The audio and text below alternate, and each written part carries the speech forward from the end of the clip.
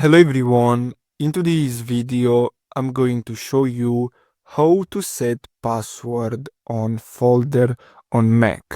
So the first step is to open the App Store and install this app here, which is completely free. Then you're gonna have to simply open it, and then you're gonna have to simply click on new folder.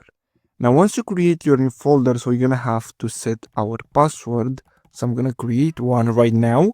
And then we're gonna have to simply click on continue. So let me re-enter the password. And here, as you can see, we can set the security level for this folder. And then here we're gonna have to simply select our folder. So I'm gonna choose this one.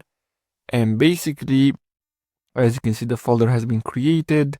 And now when we try to open that folder, we're gonna have to enter the password that we just entered the first time. So basically that's all you have to do. I really hope you found this video helpful. Don't forget to like and subscribe. Thanks for watching.